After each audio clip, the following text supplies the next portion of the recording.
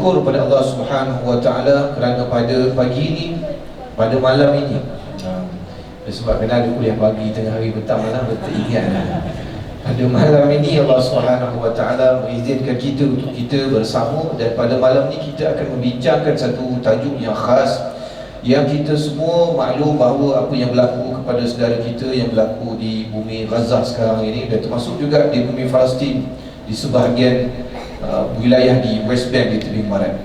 Jadi pada malam ini saya akan terangkan sedikit sebanyak maklumat terkini dan apa sebenarnya yang berlaku supaya kita dapat memahami isu ini dengan kefahaman yang betul. Kadang-kadang kita faham satu isu tapi bukan dengan kefahaman yang betul. Mungkin kita ambil sikit daripada sini, ambil daripada TikTok sikit dan sebagainya. Kita semangat tapi kita tak tahu apa sebenarnya yang berlaku dekat sana. Tapi dalam perjuangan membebaskan bumi Palestin ni, kita semua mesti tahu dengan komprehensif, dengan secara detail apa sebenarnya yang berlaku, supaya perjuangan kita itu bukan sekadar perjuangan semangat semata-mata, tapi dengan kefahaman. Baik. Apakah makna perjuangan ni bagi kita, tuan-tuan sekalian? Ini penting. Bagi kita orang Islam, dia berbeza dari sudut pandang orang-orang yang bukan Islam. Kita lihat hari ini dunia bukan sahaja orang Islam, orang bukan Islam pun, di belah barat, di belah Eropah, di Amerika Syarikat dan sebagainya, mereka pun faham isu dan perjuangan ni. Cumanya isu dan perjuangan kita bagi orang Islam dia ada sedikit berbeza daripada isu yang digerakkan oleh orang bukan Islam. Yang pertamanya kita kena faham bahawa bumi Palestin ni dia bukan bumi biasa. Isu Palestin dia bukan isu biasa macam kita tengok isu yang berlaku di Syria, Afghanistan dan sebagainya. Itu adalah isu kemanusiaan. Ada orang ditindas, dibunuh dan sebagainya. Tapi isu Palestin bagi kita umat Islam dia lebih daripada itu, kita kena faham. Pertamanya, bumi Palestin ni bukan bumi yang biasa-biasa. Dia adalah bumi yang diberkati, bumi yang disebut dalam Al-Quranul Karim, dan juga bumi yang disebutkan dalam hadis Nabi SAW. Bukan satu hadis tapi berpuluh hadis yang menyebut tentang kelebihan bumi Palestin ini tadi. Pertamanya, bumi Palestin adalah bumi Isra' wal Mi'raj, berlakunya peristiwa Isra' Mi'raj, seperti mana yang disebut oleh Allah Subhanahu Wa Taala dalam Al-Quranul Karim. Surah pertama, ayat pertama daripada surah Al-Isra', iaitulah ayat yang kita biasa dengar asatizah, ustaz-ustaz mengajar bila ceramah bulan Isra' Mi'raj, maka dia akan sebut ayat ini. Iaitulah ayat yang berbunyi a'udzubillahi minasyaitanirrajim, bismillahirrahmanirrahim, subhanalladzi asra bi'abdihi laylan minal masjidil haram ilal masjidil aqsa alladzi barakna hawlahu linurahu min ayatina innahu huwas samiul basir. Maha suci Allah Subhanahu Wa Taala yang menjalankan hamba dia daripada Masjidil Haram ke Masjidil Aqsa dalam masa satu malam, bagi kami menunjukkan tanda-tanda kekuasaan kami daripada Masjidil Haram ke Masjidil Aqsa yang kami berkati sekelilingnya, bagi kami tunjukkan tanda-tanda kekuasaan kami. Sesungguhnya Allah Subhanahu Wa Taala Maha mendengar lagi Maha melihat.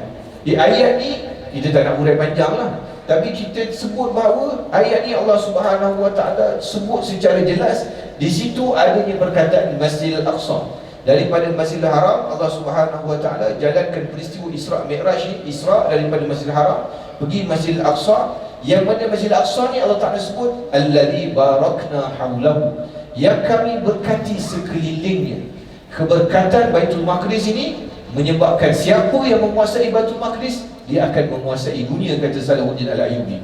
Sebab itulah seluruh dunia bertumpu kepada Baitul Maqdis sejak daripada dulu lagi sampailah ke hari ini, saling bertukar daripada tentera Islam dan tangan orang kafir. Kerana apa? Kerana semua nak merebut keberkatan yang ada dekat Baitul Maqdis ni, kerana bila tawan Baitul Maqdis dia akan menawar dunia. Tuan-tuan boleh tengok dalam sejarah bagaimana ketika Islam kuat, Islam menguasai Baitul Maqdis. Ketika Islam lemah seluruhnya, ketika itu Baitul Maqdis terlepas. Dan sekarang ni kita tengok siapa yang menguasai dunia?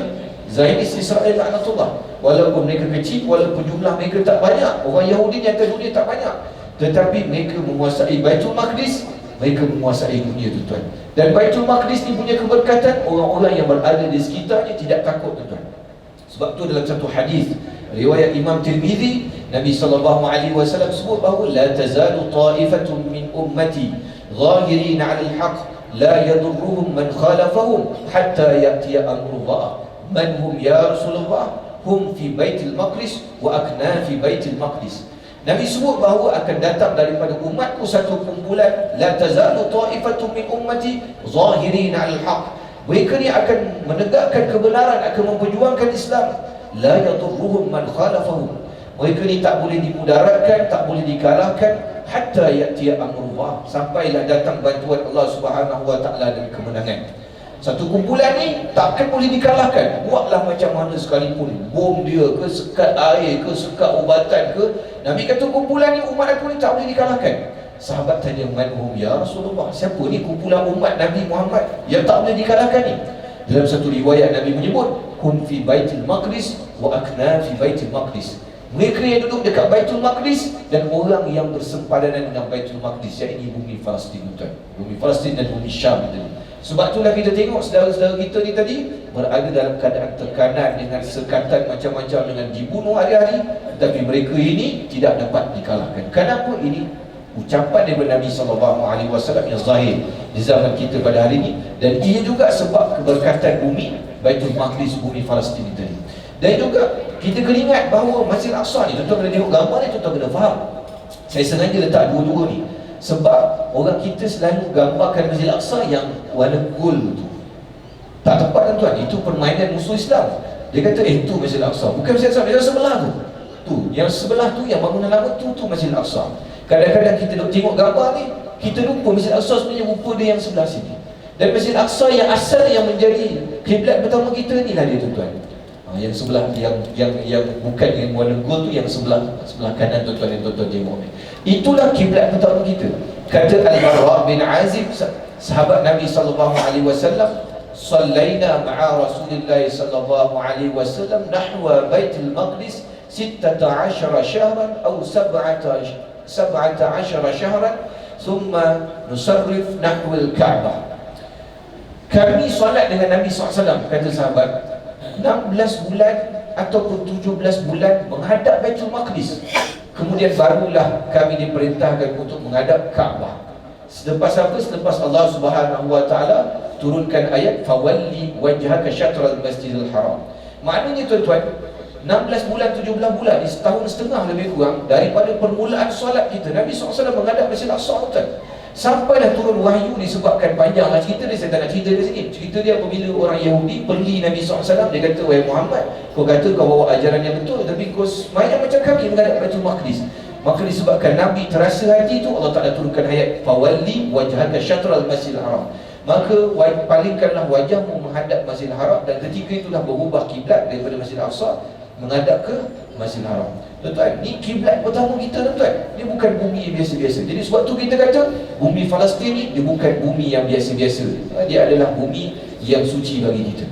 Dan juga bagi kita umat Islam, kita pun dalam surau kita ni, dalam kuliah bulanan kita baca hadis-hadis berkaitan dengan akhir zaman yang kita baca daripada kitab karangan Al-Hafiz Al-Imam Ibn Katsir. Antaranya hadis yang di sini yang dikeluarkan oleh Al-Imam Bukhari, akhraja Al-Imam Bukhari fi sahihihi an Auf bin Malik qala ataitu an-nabiy sallallahu alaihi wasallam fi ghazwat Tabuk wa huwa fi qubbatin min Adam.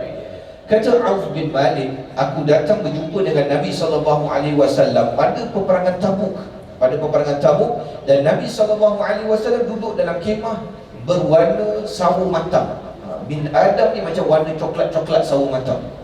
Faqala, kemudian Nabi SAW bagi tahu pada aku, jadi Auf bin Malik, dia kata udud sittan baina yaday sa'ah, ada 6 perkara yang bila berlaku maknanya kiamat telah dekat. Iaitu yang pertama, mauti, kematian Nabi SAW sebagai petanda kiamat dekat. Kenapa? Kerana Nabi diutuskan itu pun sebagai tanda kiamat sudah dekat. Nabi kata ana wasa'ah kahatain, aku dibangkitkan dengan kiamat seperti 2 jari ni, kemudian Nabi jarakkan sedikit. Jadi kalau Nabi ketika dibangkitkan dekat, maka bila Nabi wafat, kiamat lebih dekat lagi. Kemudian summa futiha Baitul Maqdis, kemudian dibuka Baitul Maqdis. Kata para ulama hadis, dibuka Baitul Maqdis ni, iaitu dibuka kali terakhir ketika akhir zaman. Kali pertama dibuka ketika zaman Umar Al-Khattab radhiyallahu anhu tahun 637 Masihi.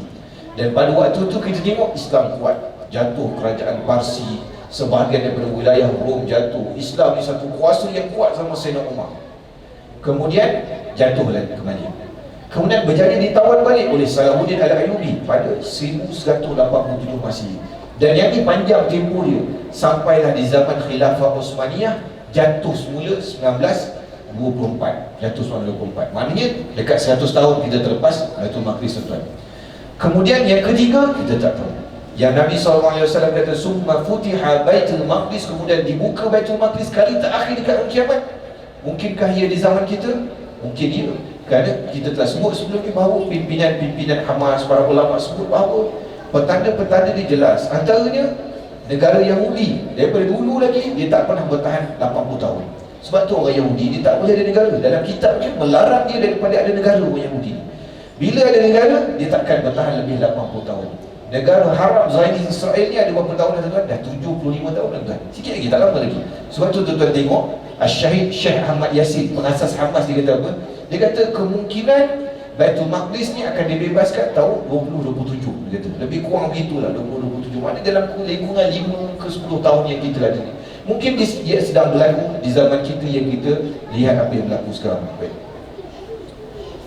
Ini adalah bumi Palestin yang tuan-tuan kena faham. Kadang-kadang bila sebut Palestin, ramai yang dia keliru, dia tak faham mana duduknya Gaza, mana duduknya Masjid Al-Aqsa. Jadi yang tuan-tuan tengok ni, yang sebelah laut Mediterranean ni, yang sebelah laut Mediterranean ni, yang tu Gaza.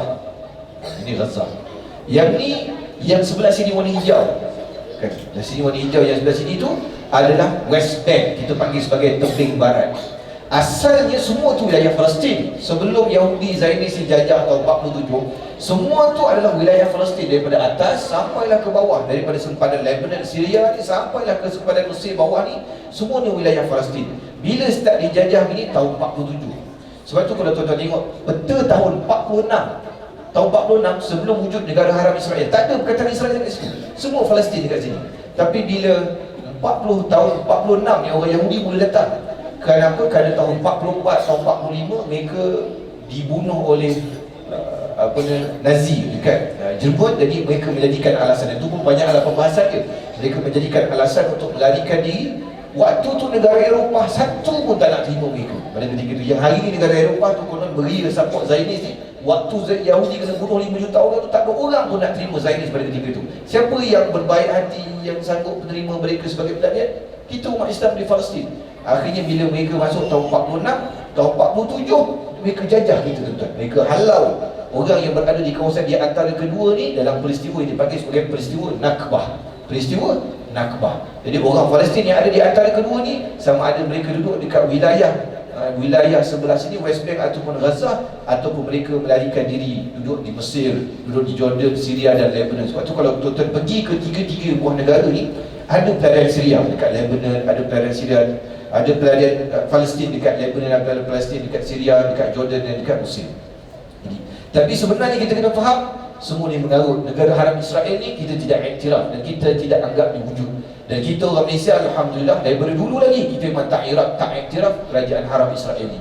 Dan kita tengok dekat pasport kita antara negara yang sebut dalam pasport kita, pasport ni boleh digunakan di mana-mana negara kecuali Israel. Kenapa? Kerana kita memang tidak iktiraf Israel. Itu kita boleh berbangga lah. Dan inilah peta yang sebenarnya yang tuan-tuan tengok, the great narrative shift tahun 2023. Kita semua kena bayangkan bahawa Palestin adalah semua yang ada negara haram Israel ni adalah negara penjajah. Kita tidak iktiraf two state solution. Ada di antara pemimpin-pemimpin dunia dan ada juga pemimpin-pemimpin umat Islam yang sebut tentang two state solution. Bila orang sebut two state solution, kita kena faham maknanya mereka iktiraf dua-dua negara.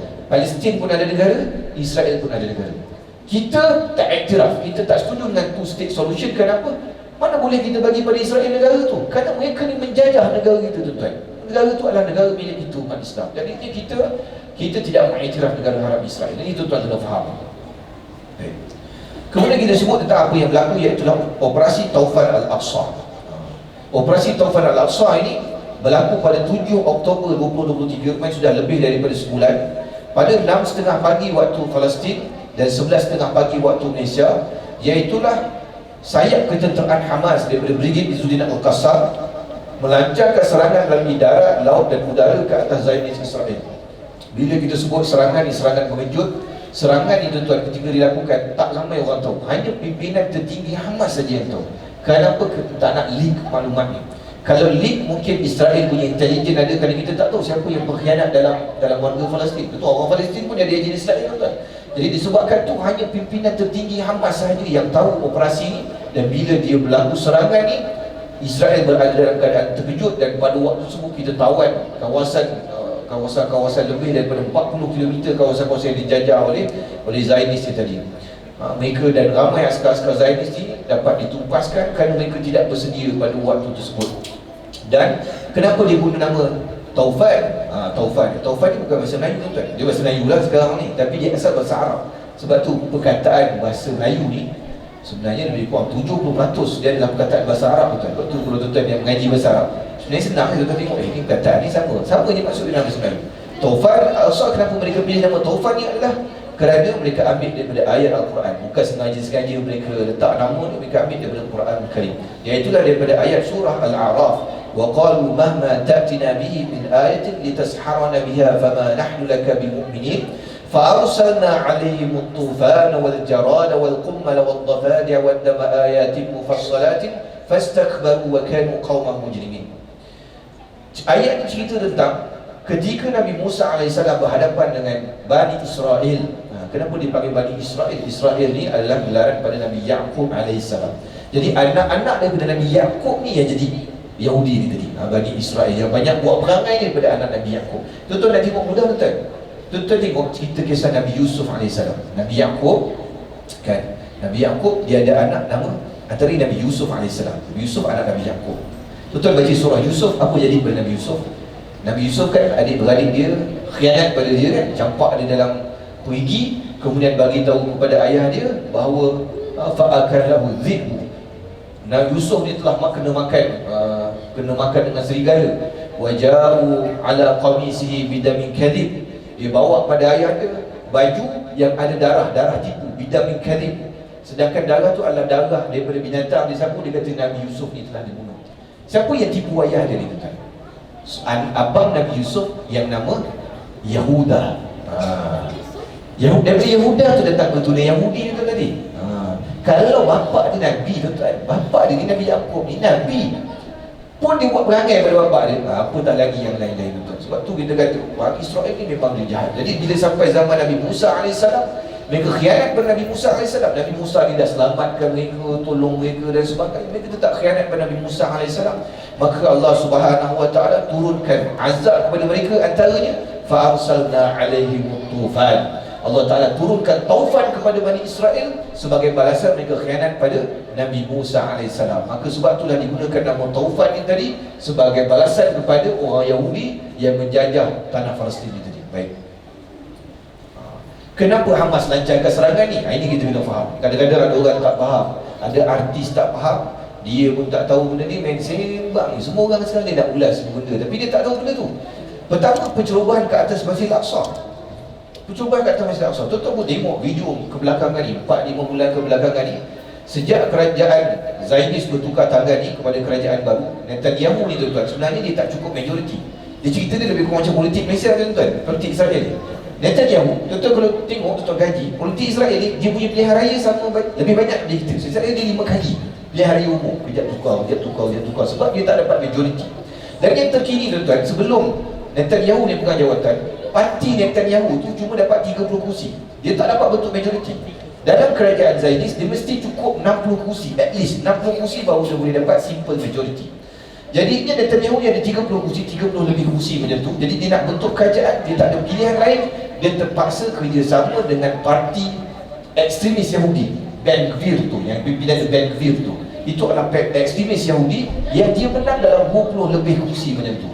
Jadi Netanyahu terpaksa bergabung dan terpaksa nanti Ben Gvir tu jadi menteri kanan dekat Israel. Jadi disebabkan dia terpaksa terima sokongan daripada parti ekstremis Yahudi ni, nak tak nak ideologi ekstremis Yahudi dia terpaksa laksanakan. Dan sebab itulah tuan-tuan tengok bila berubah keadaan ni, apa yang berlaku dulu dekat Masjid Al-Aqsa. Tuan-tuan tengok kebiadaban mereka. Ben Gvir ni menteri kanan dekat Israel ni, Dia masuk dekat Masjidil Aqsa, dia yang bawa, dia yang lead orang masuk dalam Masjidil Aqsa, dan dia mencemarkan kesucian dataran Masjidil Aqsa. Tuan-tuan tengok video-video bagaimana askar-askar Zionis ni jahat, boleh pukul orang, boleh tembak orang suka hati, boleh. Tuan-tuan tengok ada wanita tu ditolak jatuh, dia sepak pula muka tuan-tuan. Mereka masuk dalam Masjidil Aqsa dengan kasut-kasut boot mereka sampai kat dalam Masjidil Aqsa, sampai kat ruangan solat, sampai dekat mimbar, sampai kat mihrab tuan-tuan. Jadinya disebabkan kebiadaban Zionis ni tadi. Maka sebab itulah Hamas kata kita kena ambil tindakan. Tak boleh biarkan. Tuan-tuan, ni tanah suci kita yang ketiga ni tuan-tuan. Kalau cari contoh mudah lah tuan-tuan. Kalau ni surau Al-Mu'min ni tuan-tuan, ada orang tiba-tiba masuk dengan kasut, dengan buah tu ada masuk dengan kasut. Kita jadi apa? Kita marah lah. Walaupun surau Al-Mu'min ni tak pernah menjadi kiblat ke, tak pernah Nabi sampai ke sini, tak pernah lah tuan-tuan. Tak pernah lah orang naik urak dekat sini sampai ke atas tu. Tapi disebabkan dia tempat ibadat suci kita marahlah kalau begitu. Yang ni tuan-tuan, dia adalah tanah suci kita tuan. Kiblat pertama kita, bumi Isra' Mi'raj, Nabi-Nabi alaihi wassalatu wassalam ada dekat sana. Jadinya bila dah begini, maka kena ambil tindakan. Kerana nak membela kesucian Islam, kita tak boleh diam diri bila orang cerca Islam, bila orang merendah-rendahkan Islam. Kita kena ambil tindakan. Yang seterusnya adalah pembunuhan orang awam Palestin. Saya tak nak sebut dekat Gaza lah. Saya nak sebut dekat West Bank ni tuan-tuan, tebing barat, dekat kawasan yang tuan-tuan tengok tebing barat tadi tu, bukan sebelah Gaza tu. Di situ kawasan tu bercampur antara orang Islam dengan orang Yahudi. Orang Arab dengan orang Yahudi dia bercampur dekat situ. Sebab tu dekat belah West Bank, dekat Masjid Al-Aqsa tak pernah berlaku pengeboman. Dia tak pernah bom dari atas. Kenapa? Kena bercampur, ada orang Yahudi di situ, ada orang Islam di situ. Tapi apa yang berlaku adalah tentera Zionis ni, mereka berani bunuh orang awam. Mereka boleh tembak suka hati dekat jalan. Bila mereka syak suatu, mereka akan tembak. Bila mereka syak suatu, mereka akan tembak. Kenapa? Kerana tahu mereka ni dapat backup besar daripada kerajaan ekstremis Yahudi. Yang tahu bila buat begini, mesti akan lepas ni. Dan tuan-tuan tengok, kita kata mereka bunuh ni tuan-tuan, sampai ada seorang budak perempuan umur 8 tahun. Ini antara cerita yang saya ingat. Budak perempuan umur 8 tahun, dia cari kucing dia dekat atas rumah dia tingkat, dia cari kucing dia dekat atas. Jadi askar Israel ingat ada orang mengendap, dia tembak budak perempuan ni tuan. Budak perempuan umur 8 tahun ni cari kucing di rumah. Ada seorang ayah yang cari anak dia pukul 6 petang. Biasalah kita cari anak kita balik rumah. Kita dekat sini pun petang-petang kita cari anak kita, apa tak lagi tempat yang bercampur dengan orang Yahudi, lagi risau. Ayah ni cari anak ni petang-petang pukul 6 macam tu, terserempak dengan askar Israel, saya tembak dia tuan. Banyak lagi kes-kes macam ni tuan. Mereka tahan orang dekat jalan raya, mereka agak-agak syak aja mereka akan tembak. Jumlah mereka tuan daripada Januari sampai November hari ni lebih daripada 500 orang. 500 orang ni kena bom, mereka tembak 500 orang tuan. Jadi disebabkan tu Hamas kena ambil tindakan. Kemudian siksaan tahanan dalam penjara Zionis, dan penjara Israel ni dia tidak sebesar penjara kita tuan. Penjara Israel ni saya pernah tengok dia orang gambarkan, tak baring pun tak lepas. Baring kaki menunjuk tak lepas tuan. Maknanya kecil penjara dia, dan mereka dia diseksa. Ramai tahanan-tahanan bila keluar, mereka mengalami masalah mental, masalah fizikal. Kemudian ada di antara tahanan-tahanan yang kena tahan, kemudian Israel pulangkan mayatnya, dan didapati mayat tersebut penuh dengan tanda-tanda didera dengan teruk tuan. Itu kita tak cerita lagi tentang organ-organ mereka dicuri tuan. Tu ada kajian-kajian yang lain. Kalau kita nak sebut kezaliman ni terlalu banyak tuan. Ada mereka ambil organ-organ tahanan Palestin ni, mereka tutup balik, dalam tu kosong, tak ada jantung, tak ada baru-baru, tak ada buah pinggang, mereka curi tuan. Ini jahatnya Zionis Israel tuan. Kemudian sekatan ke atas Gaza yang telah berlangsung sejak 2007 lagi. Nanti kita akan tunjuk Gaza tu macam mana sekatannya. Kemudian yang terakhir, normalisasi negara Arab ke atas Israel. Kita mengharapkan jiran-jiran kita, jiran-jiran yang sekitar Baitul Maqdis untuk bantu Zul Palestin. Tapi tidak tuan. Mereka pula yang iktiraf negara haram Israel ini. Dan kalau tuan-tuan tengok apa yang Hamas buat ni, dia ada sebab tuan, dia ada sebab. Kerana Hamas lancarkan serangan Taufan Al-Aqsa ni, tuan-tuan tengok ada negara-negara Arab yang dulu ada hubungan dengan Israel mula putuskan hubungan, seperti Bahrain, seperti Saudi dalam proses perbincangan tak jadi bincang. Cuma ada beberapa negara lah seperti UAE yang masih lagi terang-terangan support Israel. Jadi kita kata tak boleh harap mereka ni kan. Kerana keduniaan punya pasal, mereka sanggup biarkan saudara mereka dibunuh depan mata mereka. Jadi ini Gaza lah tuan. Gaza ni tak besar. Gaza ni dia punya daripada atas ke bawah je ada tak betul. Ni betul. Dia daripada atas ke bawah ni cuma 40 km je. Tak besar pun. Daripada atas, daripada utara Gaza, RS crossing ni sampai ke bawah ni, sampai ke Rafah crossing ni 40 km je tuan. Tak besar pun. Dalam kawasan yang kecil yang kalau tak salah lebar dia pun tak lebih daripada 10 km. Lebar tak lebih 10 km, panjang tak lebih 40 km. Dan Dalam ni terkepung, tepinya ada tembok ni, tepinya ada tembok batu yang mereka tak boleh keluar. Orang Gaza walaupun ada dua border, tapi mereka cuma boleh keluar dekat Rafah saja. Dan Rafah ni akan masuk daripada Mesir. Atas ni air eksklusif ni akan keluar belah negara haram Israel. Jadi takkan orang Palestin akan masuk kawasan Israel, dia takkan berlaku kecuali ada kes-kes tertentu. Tapi mereka akan lalu sini saja satu-satu pintu mereka. Dan tembok ni tuan-tuan, kalau tuan-tuan tengok dia ada kawasan yang berwarna apa ni, saya pun warna, saya tak tahu dia warna apa sebenarnya. Jadi cerita betul lah, saya pun saya tahu warna apa. Kawasan ni dia adalah buffer area. Walaupun tembok, tapi orang Palestin tak boleh dekat dengan kawasan ni. Kalau dekat, mereka akan ditembak. Kerana dekat atas tembok tu dia ada machine gun yang automatik, yang dikontrol daripada jauh. Dari CCTV, dia akan pantau. Kalau orang dekat, dia akan tembak dekat situ. Jadinya inilah orang yang dipanggil sebagai penjara terbesar dekat dunia. Kerana apa? Kerana 2 juta orang terkepung dalam kawasan ni tuan-tuan. Dan hanya satu saja pintu masuk. Kerem Shalom ni adalah tempat barangan masuk di sini. Nama macam kirim salam kan, bila kurang maksud dia Kerem Shalom. Kerem Shalom. Ni dan tuan-tuan kata ada laut ni tak jauh pun. Laut ni mereka cuma boleh pergi beberapa batu nautika. Kalau tak salah dalam 5 batu nautika macam tu. Kemudian askar Israel jaga kawasan. Dan layan negara Gaza cuma boleh pergi dekat-dekat je, boleh tangkap ikan dekat situ.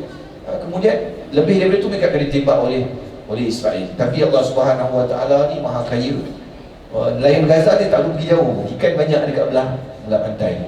Allah Subhanahu Wa Taala punya kuasa. Dan penjajahan ni telah berlaku, bukan baru saja. Kadang-kadang kita ni di Malaysia ingat isu Palestin, isu yang bermusim, benda seram kita pun naik dia Palestin, sebut pasal Palestin. Lama sikit lagi kita pun minum Starbucks boleh semula, kita pun buat lah makin lama kita kan. Kita kena ingat isu Palestin ni dia dah 70 tahun dah, dia berterusan. Selagi kita tak bebaskan bumi Palestin daripada jajahan Zionis Israel, selagi itu dia tak boleh duduk diam. Kita kena berjuang. Dan lebih malu ni kadang-kadang ada non-Muslim yang berjuang untuk isu Palestin, sedangkan kita orang Islam ni buat lupa tentang isu Palestin. Kita lupa saudara kita sedang dibunuh kat sana, bertindak kat sana hari-hari. Kita buat demonstrasi, kita buat solidariti, kita cerita pasal Palestin, kita demo. Tuan balik, kita balik boleh makan. Tak balik kat surau PJ ada makan kan? InsyaAllah ada makan. Ada nesdo ais, confirm surau ni ada nesdo ais. Kemudian kita balik boleh tidur dengan lena. Besok pagi kita boleh tengok anak-anak dan isteri kita. Saudara-saudara kita yang kat sana, mereka survive day by day tuan. Hari ni hidup, malam ni tidur ni tuan. Kita sedang nak masuk malam ni tuan kan. Kejap lagi kita pukul 3 pagi, saudara kita dekat Palestin dia masuk waktu pukul 8 malam. Itulah waktu pemboman aktif berlaku. Mereka sengaja bom waktu orang tengah tidur, waktu gelap. Berita tuan ni jahat Zionis. Sebab tu bila waktu pagi kita akan dapati jumlah kematian akan bertambah. Itu kita baru cerita pengeboman, tak cerita lagi bekalan bantuan yang disekat dan sebagainya. Elektrik mereka ni dipotong, internet mereka kejap ada, kejap tak ada, air mereka bagi dengan sedikit, makanan mereka sengaja lepas sedikit. Padahal bantuan-bantuan daripada dunia ni penuh dekat border Mesir, tapi mereka sengaja bagi sikit-sikit. Kenapa? Kerana mereka nak bagi orang Palestin ni terseksa. Akhirnya mereka tinggalkan bumi Palestin dan mereka senang nak ambil alih bumi Palestin tadi. Tapi saudara kita ni alhamdulillah Allah Ta'ala bagi kekuatan kepada mereka mempertahankan bumi kita. Dan objektif operasi ni tadi adalah membalaskan kejaman Zionis Israel. Kemudian tawan tentera Zionis untuk dijadikan tebusan. Ramai tu sebenarnya yang tawan, termasuk ketua-ketua tentera Zionis. Sebab itulah mereka marah sangat, kerana jeneral-jeneral mereka, antara komandan kanan tentera Zionis ni berjaya ditahan. Dan tahanan-tahanan dalam Gaza, di tempat yang mereka rahsiakan. Jadi Hamas kata, kalau kau bom Gaza, kau akan bom tahanan-tahanan sekali. Tapi Zionis dia bom juga. Dan Hamas keluarkan statement, nama-nama berikut dah mati. Kenapa? Kerana dibom oleh tentera Zionis ni. Sebab tu tuan-tuan tengok adanya gerakan-gerakan dekat negara Israel sendiri, desak kepada Netanyahu untuk hentikan serangan, untuk buat negotiation. Kenapa? Kerana ada di kalangan ahli keluarga mereka yang mati akibat pengeboman oleh Zionis ni. Kalau tuan-tuan tengok video Hamas layan dengan baik. Kan tuan-tuan tengok video makcik yang dilepaskan awal-awal minggu kedua ke apa, ada 2 orang makcik tu tua, dia jadi tawanan. Makcik tu bila nak balik, salam naskah Al-Qassam ni, salam, cakap terima kasih. Kalau kita jadi tawanan, tak gitulah kan. Kenapa? Kerana mereka layan dengan baik, bawa bagi apa keperluan, perlukan ubat apa, nak makan. Makcik tu kata, apa yang diorang makan, itulah yang kami makan. Tuan-tuan tengok betapa akhlaknya Izzuddin Al-Qassam itu. Tapi kebanyakan mereka ni terbunuh sebab apa? Sebab pengeboman oleh Zionis sendiri dan menggagalkan normalisasi negara Arab. Tuan-tuan tengok tiga-tiga ni objektif Taufan Al-Aqsa ni berjaya. Tuan-tuan tengok berjaya. Membalas kekejaman menjadi tawanan, kita dapat tawan tentara Zionis dan kita dapat bebaskan sedikit demi sedikit tahanan, terutama pimpinan-pimpinan Hamas yang terpenjara dekat penjara Zionis tadi, dan juga berjaya menggagalkan normalisasi negara Arab. Dan sekarang ni mereka jadi lagi menggila tuan dekat, terutama dekat belah West Bank. Sebab tu tuan kalau tengok influencer Palestin yang duduk dekat belah West Bank, yang duduk dekat Islam Masjid Al-Aqsa, mereka jarang post tentang isu Palestin. Kenapa? Kerana sekarang ni kalau mereka buat posting yang tak dari Israel, polis tentang rumah akan tangkap, masuk mereka dalam penjara dan boleh bertahan setahun dalam penjara tuan. Dan tu tengok betapa kita pergi koyaknya Zionis ni, penakut mereka ni. Kemudian Zionis membalas balik dengan operasi dia panggil Swords of Iron. Tak pernah, maknanya Israel sebelum ni selalu menyerang Gaza, tapi mereka tak pernah berisytiar perang. Last mereka isytiar perang pada tahun 73. Dan 50 tahun lepas tu, tahun 2023 barulah mereka isytiharkan perang sebagai tindak balas atas operasi Taufan Al-Aqsa ni tadi.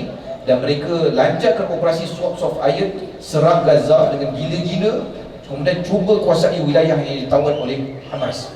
Wilayah yang saya sebut di 40 km yang di luar kawasan Gaza tu, yang berjaya ditawan oleh Hamas, mereka cuba kuasai semula dan hari ini mereka telah masuk di bahagian utara Gaza. Tapi tuan-tuan, kalau tuan-tuan tengok pertempuran tu, pertempuran darat sebenarnya mereka kalah. Mereka dah 45 hari hari ni mereka tak dapat bergerak jauh tuan-tuan. Mereka bergerak sikit. Kenapa? Kerana kalau tuan-tuan tengok interview yang link pada kita, askar Israel ni menangis masuk Palestin. Dia kata apa? Kerana melawan dengan kasar ni macam melawan dengan hantu kata. Tahu-tahu hilang, tahu-tahu mati. Dan tadi pun saya tengok statement daripada pimpinan Hamas, dia kata Brigade Izzuddin Al-Qassam menunjukkan performance yang cantik di darat. Tapi disebabkan mereka tak berjaya dekat darat, mereka bom daripada udara, mereka bom dekat hospital, mereka bom dekat kawasan-kawasan orang awam. Dan mereka terpaksa meraih bantuan dari Amerika Syarikat, terutama dari sudut kewangan dan persenjataan. Kenapa? Kerana kos perang ni sangat tinggi tuan-tuan. Saya bagi contoh mudah lah tuan-tuan. Israel ada Iron Dome. Iron Dome ni satu sistem kan? Sistem dia, kalau ada roket datang, dia akan ada roket yang intercept, yang tembak supaya roket itu tak jatuh. Jadi dia akan tutup ke udara. Roket Qassam ni murah, dia buat sendiri tuan. Betul-betul tengok kan, saya mendapat cerita daripada kawan-kawan saya daripada Qassam. Dia kata antara material buat tu adalah batang paip je. Mereka gali-gali paip, gali-gali jumpa batang paip lama, potong-potong jadi roket. Tapi adalah kos dari situ kan. Dan roket yang terkini ni dipanggil A250, Ayash 250. Maknanya boleh pergi sampai 250 km. Jauh juga. Cuma dia punya kesan letupan tu tak berapa kuat sangat sebab warhead depan tu kecil gitu kan. Tuan-tuan tengok kadang-kadang ada orang yang cedera, ada beberapa orang yang mati. Tapi kita nak cerita roket tu roket murah lah. Dan kadang-kadang Hamas sengaja hantar roket kosong kan. Roket tu kosong saja terbang. Jadi bila roket kosong terbang, Israel dia panik, dia hantar Iron Dome intercept. Iron Dome tu satu roket kos dia berbelas ribu USD ke berpuluh ribu USD. Berpuluh ribu USD. Dia satu roket yang harga berapa ratus dolar, ditembak ada roket yang berpuluh ribu. Kalau Hamas lancarkan 5,000 roket, berapa banyak duit dia kena keluar kat situ. Jadi dia disebabkan di intercept tu dia habis dah duit dia. Duit dia dah habis kat situ. Kenapa? Kerana kos yang banyak peperangan ni. Dan dia terpaksa kerah 300,000 tentera simpanan untuk kenakan sekatan penuh ke atas Gaza. Sebab tu tuan-tuan tengok askar-askar Israel yang mati ni umur 20 lebih, 22, 25. Kerana kebanyakan mereka ni adalah askar-askar yang simpanan, askar simpanan. Dan juga kita dapat maklumat daripada mujahidin yang ada dekat sana. Sebenarnya askar Amerika terlibat. Sebab mujahidin laporkan mereka bertembung dengan askar yang ada patch Amerika Syarikat dan bercakap bahasa Inggeris.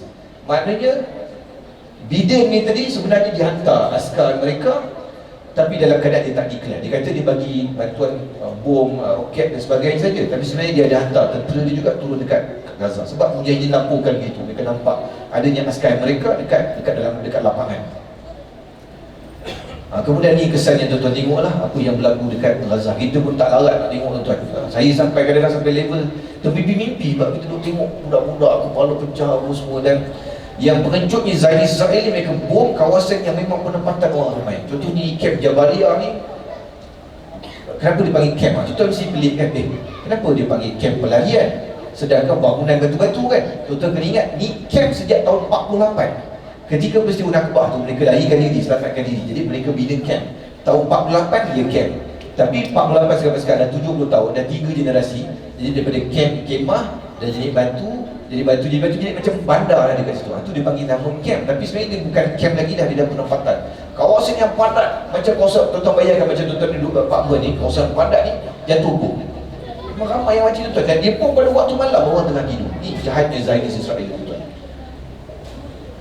Tuan-tuan tengok dah jadi hancur pada Gaza. Dan tuan-tuan tengok video kan, Gaza ni dia kan tuan-tuan ingat dia sebelum perang tak cantik. Gaza ni macam kita, tuan-tuan cantik dia. Ada mall, ada pantai, ada restoran cantik, ada sama macam kita cantik. Cuma ada kawasan-kawasan kena bom. Tapi bila jadi peperangan begini, hancur tuan bumi Gaza. Dia jadi macam bumi Syria. Saya pergi Syria macam ni pemandangan dia. 80% bumi Syria macam ni, hancur. Dan yang jahatnya, mereka sengaja bom dekat tempat-tempat yang tak ada tentera asal pun dekat situ. Contohnya serangan dekat Hospital Al-Ahli Gaza. Hospital ni ada 800 orang berkumpul dekat situ tuan. Orang yang cedera, orang yang berlindung, budak-budak yang rumah mereka telah musnah berlindung kat situ, mereka bom direct kat situ tuan. Jadi bakal lapas 800 orang syahid. Dan mereka buat sidang media di keliling mayat yang syahid itu tuan. Tuan bayangkan. Hospital tuan, lepas orang berkumpul ramai. Mereka sengaja bom. Pada mulanya mereka mengaku, Twitter daripada siapa nama saya tak ingat, dia ni merupakan pegawai penerangan kepada Netanyahu. Dia keluarkan tweet dia. Dia kata kita berjaya bom Hospital Al-Ahli yang jadi camp pada Hamas, dia kata. Dia dah tweet dulu, orang dah print screen tu. Kemudian bila dia tengok dunia kecam dia, dia tu kata itu roket daripada Hamas sebenarnya, tersasar. Roket Hamas tak kuat macam ni tuan, dan takkanlah tersasar. Hamas ni roket ni semua mengalir ke luar border, dia tak akan masuk ke dalam. Jadi ini tuan-tuan tengok kekejaman mereka ni tuan. Ini bukan satu hospital, banyak lagi hospital. Sekarang ni apa yang berlaku ni tuan, dekat Hospital Al-Shifa dekat Gaza. Hospital Al-Shifa dekat Gaza ni tuan, dia adalah hospital yang terbesar dekat semenanjung Gaza. Hospital yang terbesar Al-Shifa. Dan bila dunia mula kecam mereka, bahawa mereka serang hospital, lepas daripada itu dia masih serang hospital, masih serang keliling hospital, tapi dia pakai bom yang tidak meletup. Ini bom ni nama R9X ni, Ninja Hellfire ni, dia adalah bom yang tak ada meletup. Biasa bom dekat depan ni, kat bahagian depan hujung ni dia ada warhead, dia ada peledak. Peledak tu yang meletup tu. Tapi bom yang ni dia tak ada peledak depannya, tapi dia ada blade, jadi pisau. Blade ni tajam dia macam pisau jilet tu tuan, tapi dia besar. Jadi bila dia jatuh, blade tu akan terbang. Dia jatuh kat kawasan hospital, dia tak betul. Tapi pisau tu bila terbang, siapa sahaja yang ada dekat luar tu kena memang putus. Dia jahat. Jadi tak meletup, cuma dia tetap membunuh orang tuan yang duduk dekat sekitar hospital. Hospital dia tuan, kita tak ambil hospital dia tu, tengok hospital Serdang. Hospital Serdang tu pun penuh orang kalau jatuh kan. Tak perang pun Malaysia hari ni tuan. Kalau perang, lagi lah ramai orang tengah berkumpul, orang cedera. Dia sengaja lepaskan bom yang blade dia terbang tuan. Menyebabkan tiba-tiba tuan tengok video, boom, orang punya jatuh, tiba-tiba ada orang meraung, kaki dia putus, tiba-tiba badan dia putus. Sebab senjata dia tuan, dia jahat ni. Dan sekarang ni berlaku dekat Hospital Shifa. Sebelum ni mereka hantar bom ni kat depan Hospital Shifa, sekarang ni mereka kepung Hospital Shifa. Saya sebut dia hospital yang terbesar. Lebih daripada ni kita kata bila mereka kepung, lebih daripada 150 mayat syuhada digali dan dia ambil sebahagian hospital culik. Sebelum tu ada syuhada yang kita tanam dekat depan hospital. Tak tahu kenapa askar Zionis dia korek, dia ambil jenazah tu diculik, dia bawa lari keluar. Tak tahu kenapa, tak tahu sebab dia kenapa sampai sekarang. Kemudian sebahagian daripada kaki tangan hospital diculik, dia tutup mata, diikat, diculik keluar. Kemudian bekalan elektrik dan air diputuskan, dia sengaja tembak tangki air hospital tersebut, mereka sengaja padamkan bekalan elektrik. Bila elektrik diputuskan, menyebabkan bayi-bayi dalam incubator tu mati tuan. Ada beberapa bayi mati dan ada lagi yang sedang menunggu dalam keadaan kejiwa kerana mereka bukan incubator. Pesakit ICU semua meninggal dunia. Yang duduk dalam ICU yang memerlukan bantuan pernafasan semua meninggal dunia. Dan sekarang ni mereka kepung Hospital Al-Shifa. Sekarang ni WHO baru nak bunyi. Tadi pagi saya tengok berita, WHO baru kata ni kita kena selamatkan Hospital Al-Shifa kerana hospital dekat situ. Petang tadi, saya sebelum datang sini saya tengok statement WHO, dia kata WHO tunggu dalam masa 70 jam WHO akan menjadikan 70 jam tuan. 70 jam tu dalam keadaan tak ada makanan, tak ada minuman, elektrik diputuskan dan makanan hanya dibenarkan untuk 250 orang sahaja dimasukkan. Sedangkan kapasiti Hospital Al-Shifa ni 8,000 ke 10,000 orang. 250 orang saja boleh makan tuan. Tuan tengok kekejaman. Sebab tu dia kata Dan mereka kepung ni, mereka letak kereta tank kat luar, penuh kereta tank kat luar. Mereka, siapa yang cuba keluar, ada mula-mula tu mereka keluar, kibarkan bendera putih, untuk tembak tuan, terabur mayat dekat situ. Tapi tak boleh nak buat apa. Sebab apa? Sebab kawasan tersebut telah dikepung oleh kawasan oleh Zaini Israel. Kawasan tu duduk dekat utara. Kawasan utara saya sebut bertempur tadi. Tapi kawasan lain, kawasan darat masih belum askar Zaini sampai. Hospital Shifa ni dia duduk dekat utara. Sebab itulah apa nama, askar Israel boleh kepung dekat kawasan tu. Dan kita tengoklah yang syahid ni ramai budak-budak, orang-orang kan. Ini yang kita tak sampai hati tuan-tuan tengok. Kalau kita nak tengok ni, aduh, gambar yang syahid ni terlalu banyak. Dan Allah Subhanahu Wa Taala tu tuan, dia tengok kemuliaan bagi mereka tuan. Tak ada lalat berbuang. Tuan tengok video mayat-mayat yang dikeluarkan selama beberapa hari, mayat-mayat yang dikumpul depan hospital. Tuan tengok. Ada tak tuan tengok video orang keluar daripada hospital dekat kawasan mayat-mayat tu, dia buat muka tak senang kan, hidung bau tak senang, atau pakai face mask, tak ada pun. Tuan tengok, tak ada satu pun video yang macam tu. Kenapa? Kerana mayat-mayat syuhada ni berbau wangi. Tuan tengok video yang viral beberapa hari ni kan, ada budak tu orang sapu ambil bau wangi yang ada dekat kulit dia bau kasturi. Kenapa? Kerana inilah kemuliaan yang Allah Ta'ala beri kepada para syuhada. Kita tengok gambar-gambar ni, tak ada satu pun gambar yang tengok mayat belalan. Tak ada tuan. Sebab kemuliaan Allah Ta'ala beri kepada mereka yang mati syahid. Bahkan kan ada seorang perempuan Melayu yang baru balik daripada Gaza tu kan, dia dikawin dengan orang Gaza. Balik kan dia cakap apa? Dia kata bumi Gaza tak ada bau mayat ni, bau wangi. Sebab apa? Bau wangi daripada darah para syuhada tadi. Ni ke budak-budak ni pengganas tu tuan-tuan. Ini mereka sering berserang budak-budak ni. Tak cukup dengan tu, ni dia punya salah seorang daripada menteri ekstremis Yahudi ni, nama dia Amihai Eliyahu ni tadi, dia cadangkan untuk bom terus dengan nuklear di sepanjang Gaza ni. Sebenarnya kenapa dia nak ambil Gaza ni sangat tuan? Kenapa dia beria sangat seram?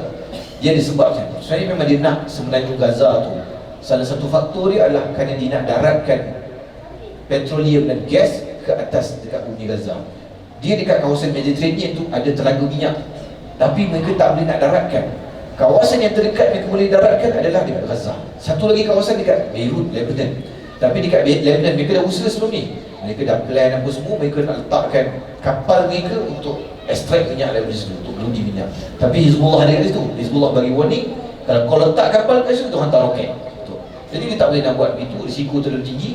Maka pilihan yang dia ada adalah untuk ambil Gaza, untuk mereka daratkan minyak. Sebab apa? Sebab mereka memerlukan sumber gas dan juga petroleum tinggi. Sekarang ni mereka bergantung pada negara Arab, mereka bergantung pada Rusia, mereka bergantung pada Turki, mereka bergantung kepada Iran antaranya. Dan negara-negara ni pun kebanyakannya memang tak ada hubungan yang berapa baik dengan Israel. Dari sudut bisnes mereka teruskan, tapi hubungan tak berapa baik. Jadi untuk memastikan survival negara ni, mereka kena ada minyak sendiri. Jadinya mereka usaha untuk halau orang Gaza ni supaya mereka dapat ambil pantai tu, dan mudah untuk mereka daratkan minyak dekat situ. Sebenarnya tujuan tu tuan-tuan. Tuan-tuan boleh Google dan search benda ni untuk lebih detail lagi.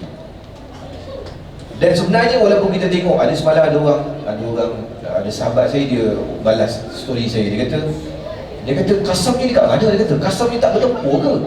Tak tuan-tuan, Qassam bertempur hebat tuan-tuan. Cuba video tu tak boleh nak ditayangkan. Cuba tuan-tuan upload video ada Qassam, kena ban account tuan-tuan. Kalau tuan-tuan upload video orang kena bom semuanya okey lagi. Cuba tuan-tuan sekali upload video ada Qassam, tuan confirm kena ban atau kena suspend account tuan-tuan. Dia tak bagi, dia takkan bagi tuan-tuan. Jadi kalau tuan-tuan tengok video ni, kena tengok dekat Telegram, baru orang ada share video ni. Dan kita katakan bahawa sebenarnya jumlah lebih daripada ini. Ini jumlah yang rasmi ikut kiraan, at least 930 ekor mati askar Zionis ni. Termasuk anak saudara kepada Netanyahu, anak saudara kepada Netanyahu dan anak saudara pada isteri Netanyahu. Dua-dua ni ada seorang anak saudara belah Netanyahu ni digelar sebagai sniper maut. Konon dia ni sniper paling hebat lah. Masuk Gaza bungkus mati. Dan aset dia 186 buah telah musnah. Kereta tank macam ni, Merkava ni lebih daripada 100 biji. Saya ingat lebih 120 biji musnah. Kereta tank ni tuan, harga satu beratus juta tuan. Dia antara kereta tank tercanggih sekarang ni, Merkava ni. Tapi boleh kalah dengan roket launcher yang Hamas bawa kat rumah je. Letak, tuan-tuan boleh tengok video dia macam ni kan, keluar dari teruk, letak sampai bekas pegawai kanan Mossad kata, dia kata dia tak boleh nak bayang macam mana kereta tank dia harga ratus juta dia tuan, boleh kena dengan roket homemade ni boleh terbalik tuan. Kereta tank ni tuan ingat tuan, kereta tank ni berat tuan, boleh terbalik tuan, kena dengan serangan Gaza. Tu kita kata banyak bantuan daripada Allah SWT datang sebenarnya, menyebabkan musuh ni hancur musnah. Mana tuan genteng-genteng musnah. Banyak tuan hancur genteng-genteng. Hamas tak ada genteng pun. Tak ada genteng pun. Tuan-tuan tengok Mujahidin kadang-kadang video dia berperang pakai seluar tracksuit dia tuan-tuan. Pakai t-shirt, pakai seluar tracksuit, bawa rifle kan. Dan mereka sekarang bawa video. Kenapa mereka bawa video? Sebab sebelum ni mereka serang banyak lah. Tapi askar Islam tak nak mengaku dia mati kan. Sekarang bila ada video 4K terang. Tengok sini macam mana askar dia kena buru dengan kasar. Sebab tu dekat utara Gaza ni dia tak boleh pergi jauh lah. Walaupun dah 44 hari peperangan. Dan ni statistik dia, tapi ada yang update nanti saya tunjukkan. Wartawan pun yang sebenarnya lebih daripada 50 orang dah. Wartawan mereka bunuh. Mereka sengaja bunuh supaya berita tersebut tak keluar. Dan setakat yang latest sebenarnya lebih daripada 12,000 orang telah syahid. Dan 5,000 daripadanya adalah kanak-kanak. Maknanya separuh daripada itu kanak-kanak. 3,300 adalah wanita, 200 adalah kaki tangan hospital, medical personnel, 52 orang wartawan. Dan sebenarnya jumlah saya cakap 12,000 jadi lebih daripada itu sebab ada 3,750 orang ni hilang. Maknanya masih ada terkampus dalam runtuhan. Sebab satunya peperangan ni dah lanjut lama. Banyak daripada mesin-mesin ni rosak dah. Banyak mesin-mesin juga kena bom. Dan juga jentera-jentera berat untuk mengorek ni tadi minyak dah habis. Sebab minyak diesel tidak digunakan masuk dalam Gaza. Baru beberapa hari ni dibenarkan, itu pun dengan amount yang sikit. Jadi disebabkan tu orang-orang awam ni terpaksa menggali untuk menyelamatkan mereka yang terkampus ni dengan tangan dia tuan-tuan. Terpaksa. Jadi disebabkan kekurangan peralatan jentera untuk mengawal menyebabkan lebih daripada 3,000 orang, 3,700 orang masih ada dekat bawah rubble sendiri, bawah runtuhan. Dan 1,800 budak-budak ada dekat bawah runtuhan tersebut tambahan lagi. Kita tengok sedih lah tuan-tuan. Sebab budak-budak ni tuan, kita tengok orang dewasa ni kita tak rasa sangat. Kita tengok budak-budak dengan kepala pecah apa semua ni, Allah, kita tak boleh nak bayang. Kita bayangkan itulah anak kita. Mereka ni hidup macam kita lah tuan. Ada anak bergurau, bawa anak pergi sekolah, bawa anak main basikal macam kita. Tuan bayangkan tiba-tiba anak tu hancur, jumpa bawah runtuhan dengan kepala pecah dan sebagainya. Allah, dia tak nak bayang betul. Itulah nasib saudara kita yang sedang mereka hadapi saat kita bercakap ni. Mungkin saat kita bercakap ni dalam masa 40 minit ni, tak tahulah berapa orang yang sedang terbunuh, berapa kanak-kanak yang terbunuh, yang jadi yatim betul. Dan 223 unit rumah hancur dan 42,000 completely demolished. Maknanya memang hancur terus, tak ada apa. Dan ni kawasan yang saya sebut tadi. Ni kawasan pertempuran dekat kawasan atas ni, Northern Gaza ni. Kawasan ni kawasan merah yang selalu berlaku pengeboman. Kawasan utara ni tadi. Ashifa Hospital dekat kawasan sini. Lebih kurang ke sini. Ashifa Hospital dekat sini. Kawasan atas ni. Kemudian kawasan bawah ni dipanggil sebagai Selatan Gaza. Kawasan yang dahsyat pertempuran dekat kawasan ni. Tapi pengeboman berlaku juga kat sini. Semalam berlaku pengeboman dekat Rafah, berlaku pengeboman dekat Khan Yunis. Semalam juga berlaku pengeboman dekat satu daripada sekolah dekat Jabalia sini. Satu sekolah tu tempat orang berlindung, rumah dah hancur. Macam kita lah, rumah kena banjir, kita akan pergi PPS kan, pusat perlindungan. Tapi mereka pergi kat sekolah untuk berlindung. Sekolah tu kena bom tuan. 250 orang mati semalam kat sekolah tersebut, dekat kawasan ni. Di kawasan ni yang berlaku pertempuran dahsyat dengan Al-Qassam ni. Banyak dekat sini. Dan mereka mengarahkan orang-orang dekat semenanjung Gaza, dekat bahagian utara Gaza ni, untuk meninggalkan ni dan pergi ke kawasan bawah ni. Yang tuan-tuan tengok gambar mereka beramai-ramai tinggalkan, terpaksa tinggalkan tuan. Ada keluarga dan sebagainya untuk selamatkan keluarga, untuk survival terpaksa tinggalkan. Dan mereka tinggalkan, tapi jahatnya Zionis itu tuan, berlaku beberapa pengeboman ketika mereka tengah melintas itu tuan. Ada satu video yang tuan-tuan tengok, mereka ni ramai-ramai duduk atas lori kan, atas lori nak selamatkan diri, nak turun. Dia kata selamat, kita takkan kacau mereka yang selamatkan diri turun ke selatan. Tapi mereka bom tuan. Orang yang tengah ramai, mayat berkejar atas lantai. Dia kata ni Zionis memang tak boleh percaya lah. Dia memang bangsa yang paling penipu. Dan peristiwa ni bukan peristiwa Nakbah tahun 48. Dia berlaku sekali lagi tahun 2023. Orang Palestin kena halau beramai-ramai pergi ke kawasan ni. Dan kawasan ni kita doakan semoga Izzuddin Al-Qassam dapat mempertahankan kawasan ni. Kalau tidak, kawasan ni dia akan jadi kawasan jajahan Israel pula nanti. Maka kecil peta Palestin. Dan tuan-tuan boleh tengok video.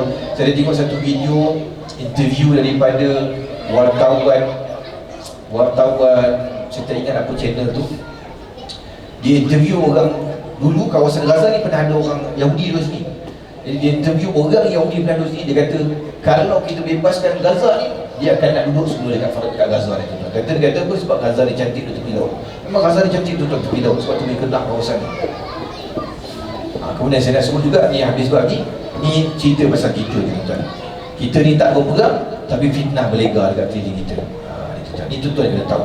Sebab kita ni kadang ambil cerita daripada sos yang salah, daripada sumber yang salah.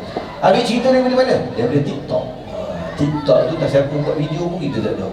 Kita ambil video, kita ambil sumber cerita daripada mana? Daripada sosial media. Kemudian kita pun cerita dekat kedai kopi, kita pun cerita dekat sana sini, macam kita terlibat dalam kerja-kerja Palestin. Tapi kita tak tahu sumber cerita daripada mana. Baik, tuan-tuan tengok gambar ni tuan-tuan. Ni siapa? Ismail Haniyeh, ni Khalid Mash'al, Ismail Haniyeh. Tuan-tuan tengok, Ismail Haniyeh hidup dalam keadaan mewah, naik jet peribadi mewah ni, duduk dekat hotel mewah, makan makanan yang sedap. Kemudian The Jewish Voice ni, saya ambil dekat Twitter, dia kata Khalid Mash'al, a Hamas leader currently residing in luxury hotel in Qatar. Dia kata thrives on exploiting his own people and manipulating global sympathy. Dia kata pimpinan Hamas ni sengaja dia biarkan rakyat dia susah, Hamas nampak berjuang, tapi pimpinan dia ambil kesempatan eksploitasi, duduk dekat hotel mewah, naik jet peribadi. Apa cerita dia tuan-tuan ni? Tuan-tuan tengok kalau keluar gambar ni, kita pun kata Hamas ni tak boleh percaya, dia kata. Kita dah jadi termakan dengan cerita yang lain tuan-tuan. Cerita dia tuan-tuan, pimpinan Hamas ni duduk kat mana? Ismail Haniyeh, Khalid Mash'al duduk kat mana? Duduk dekat Qatar. Kenapa dia duduk kat Qatar? Kerana tak boleh nak duduk dekat dalam Gaza. Duduk kat Gaza, jadi kes macam apa yang berlaku pada Syekh Ahmad Yassin. Syekh Ahmad Yassin 2004 keluar semai subuh, helikopter tembak dari atas. 4 bulan dia lepas daripada tu, Dr. Abdul Aziz Ratisi pula kena bunuh kat situ. Jadi sejak daripada tu, tak boleh nak duduk dekat dalam Gaza ni. Kenapa? Kerana kalau duduk dalam Gaza, dia ada risiko dekat situ tuan-tuan, takut kena bunuh. Jadi mereka ni dapatkan perlindungan, duduk dekat Qatar. Pernah jadi juga tuan-tuan, Khalid Mash'al ni duduk dekat Jordan. Pernah jadi kat Jordan, Mossad cuba bunuh dia dengan cara macam mana? Dekat depan rumah Khalid Mash'al tu, kebetulan ada festival apa saya tak ingat nama. Kemudian ada orang, bila ada festival, ada orang jual bunga macam-macam tuan-tuan kan. Salah seorang daripada yang jual bunga tu dia ejen Mossad Israel. Dia datang dekat, dia cuba sembuh satu cecair dekat Khalid Mash'al. Dan Khalid Mash'al terpaksa dibawa ke hospital. Mujur umur dia panjang, dia tak syahid pada waktu tersebut. Jadi disebabkan banyak proses-proses usaha-usaha untuk membunuh pimpinan Hamas. Termasuk dalam tengok yang kat Malaysia tuan. Bukan tak berlaku kat kita. Berlaku kat tempat kita tuan. Dr. Fahdi yang dulu pensyarah dekat UIA kena bunuh tembak ke Gombak. Kena tembak dengan ejen Mossad tuan. Jadi disebabkan pimpinan Hamas ni berisiko untuk dibunuh, mereka duduk bawah protection kerajaan Qatar. Duduk kerajaan Qatar. Qatar ni kan negara kaya tuan. Jadi ni hotel yang dia beri adalah hotel yang paling selamat. Dan bila nak travel, mereka akan travel guna jet peribadi kerajaan Qatar. Contohnya kerajaan Qatar ni kerajaan Cak Ayam tuan. Tuan-tuan, ni pimpinan Hamas yang penting ni dah jadi tetamu kerajaan Qatar. Tuan-tuan ingat dia nak bagi duduk ke hotel budget 2 tingkat, bawah kedai mamak 7-Eleven, duduk hotel atas. Ni Israel cuba nak bunuh dia, dia mestilah bagi hotel yang paling bagus punya, yang security paling bagus. Dia ni lah dia cerita tuan-tuan. Sebab tu tuan-tuan tengok gambar, mereka duduk dalam hotel mewah. Bukan mereka nak hotel mewah, kerana tu perlindungan daripada kerajaan Qatar. Qatar bagi mereka untuk begitu. Jadi kita yang tak tahu cerita dapat tengok gambar gini, kita pun share. Yahudi tak payah buat kerja, kita sambung kerja Yahudi tuan-tuan. Ni tuan-tuan. Sebab tu kita kena hati-hati dalam zaman fitnah ni. Kita tak tahu pun apa yang berlaku. Kadang-kadang kita nampak gambar macam betul, tapi kita tak tahu cerita sebenarnya kenapa. Ini pun cerita kedua juga, Hamas Syiah kan? Dia kata Hamas ni Syiah, dia kata. Sebab apa? Sebab dapat sponsor daripada Iran. Kemudian Hizbullah pun tolong dia daripada selatan Lebanon. Kemudian Yaman ni bukan dia, Yaman ni yang tuan-tuan tengok kata Yaman hantar roket, ni bukan kerajaan rasmi Yaman, dia adalah kerajaan Houthi. Houthi ni pun Syiah juga. Kita kata kenapa ramai sangat Syiah tolong Hamas ni? Kata Hamas ni Syiah juga kot. Kan? Saya dah dengar benda ni. Kemudian ni siapa? Ni Dr. Ibrahim Khalil Al-Hayya. Dia adalah pimpinan kanan Hamas, ada pimpinan tertinggi Hamas. Jumpa berunding dengan Bashar al-Assad kan? Bashar al-Assad ni. Bashar ni kan bunuh rakyat, dia dizalimkan. Dia pun Syiah juga. Memang betul lah, Hamas ni dia Syiah. Sebab apa? Sebab pimpinan kanan dia jumpa dengan Bashar. Saya nak jelaskan kepada tuan-tuan. Saya buat penjelasan kepada tuan-tuan ni bukan saya Google, bukan saya dengar daripada sini. Saya jumpa si Dr. Khalil Al-Hayya. Yang saya pakai ni dapat dari Dr. Khalil yang bagi ni, yang saya pakai tuan-tuan. Dr. Khalil Ahyan jumpa saya. Saya jarang rilis gambar-gambar macam ni, tapi saya tunjuk juga supaya tuan-tuan tahu saya cerita bukan cerita kosong. Saya jumpa sini Dr. Khalil Ahyan. Pimpinan-pimpinan Hamas sebut, dia kata, kita mengharapkan bantuan daripada saudara-saudara Sunni kita, daripada negara-negara Arab.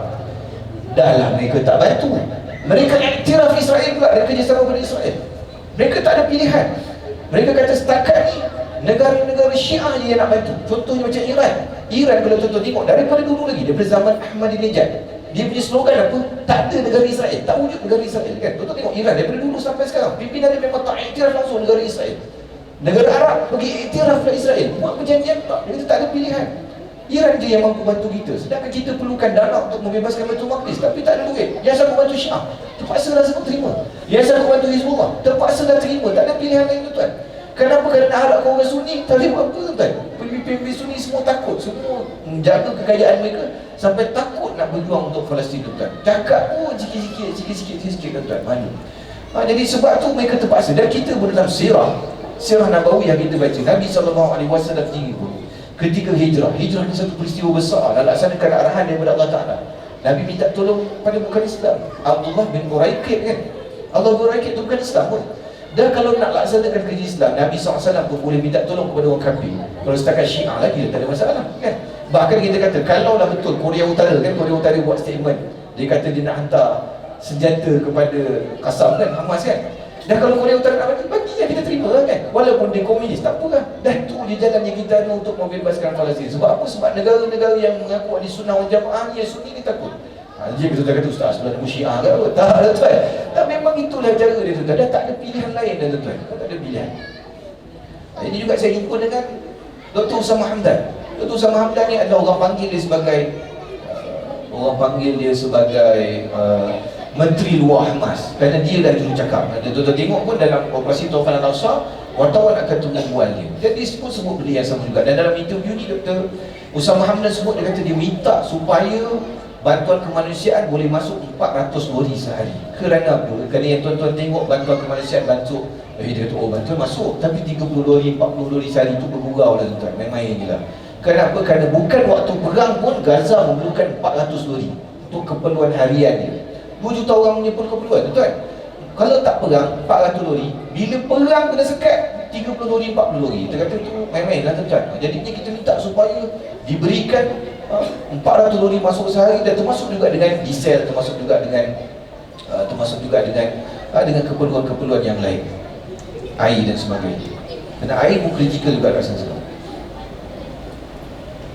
Jadi kita cerita juga, ni pun fitnah yang berlega agak ni, kan? Ni ramai yang cerita, ni dah sumbang-sumbang ni kat Ustaz Azullah ni tak sampai kat ni, kan? Betul. Yang cakap ni siapa? Ini duta Palestin yang dekat Malaysia. Nama dia Walid Abu Abdullah, saya tak ingat nama dia. Baik. Ini duta Palestin dekat Malaysia. Okey. Tuan-tuan kena faham, dekat Palestin dia ada 2 parti besar. Satu Fatah Hamas. Kalau tuan-tuan tengok perjuangan ni disokong two state solution. Maknanya disokong ada negara Israel, disokong negara Israel. Maknanya dia iktiraf negara Israel. Kita tak setuju benda tu. Satu. Keduanya tuan-tuan tengok ni Mahmud Abbas ni, tuan-tuan, dia punya Perdana Menteri dia. Ya. Mahmud Abbas bagi tahu apa kepada Setiausaha Negara Amerika Anthony Blinken. Dia kata bahawa dia bersedia untuk membantu mentadbir Gaza selepas selesai Hamas digulingkan. Maknanya apa, tuan? Maknanya dia bersama setuju dengan Amerika, dengan Zionis untuk jatuhkan Hamas, untuk bunuh orang kat Gaza, dengan harapan bila Hamas jatuh, dia boleh ambil alih dekat Gaza, tuan. Jadinya orang yang macam ini nak bagi sumbangan lalui dia, confirm kita tak bagi, tuan. Sebab tu Nadir mempertikaikan mana 5 juta yang kerajaan Malaysia bagi kepada duta Palestin pada yang lepas. Dulu tahun peperangan Saif Al-Quds 2021, kerajaan Malaysia bagi 5 juta melalui duta Palestin. Mana 5 juta tu? Tanya duta Palestin Malaysia bagi 5 juta. Tu tak boleh nak jawab, tuan. Sebab itulah, tuan, duit-duit sumbangan daripada tuan-tuan ni memang tak sampai melalui duta. Kita tak bagi. Sebab kita tak nak duit-duit sumbangan daripada tuan-tuan yang tuan-tuan amanahkan kepada kami ni, kita bagi kepada orang yang tak boleh percaya, tuan. Sedangkan kami bila kita bagi, sama ada kita bagi kepada NGO-NGO yang jadi proksi pada Hamas yang buat kerja kemanusiaan, ataupun ada partner-partner kita yang memang beroperasi dalam Gaza. Jadi kita ni, tuan-tuan, dapat report cantik, tuan. Kita dapat tengok projek tersebut dijalankan dengan sebenarnya kita yakin duit tersebut disampaikan dan dapat dilaksanakan projek kat sana. Kalaulah duit Malaysia tak sampai, takkanlah kita kat sana banyak sekolah, banyak hospital, banyak bantuan daripada orang Malaysia dan tuan kat sana.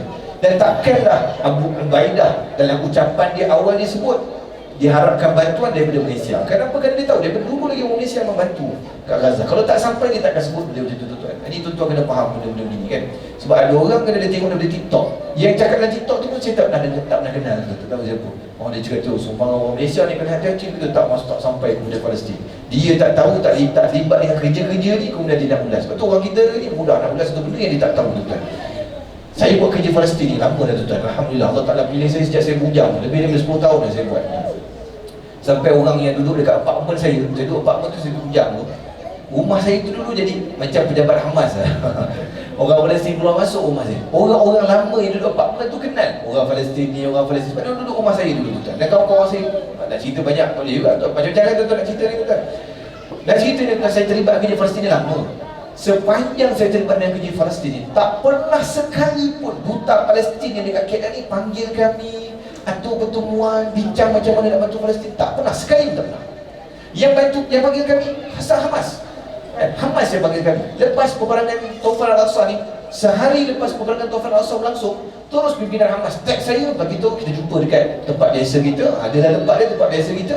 Kita atur strategi kat sana. Apa benda kita nak buat, siapa kita nak gerakkan, kita nak approach siapa, kita nak tekan siapa, kita nak buat media press release kat siapa, kita macam ni, kita nak hantar bantuan. Kita dah atur strategi, tuan.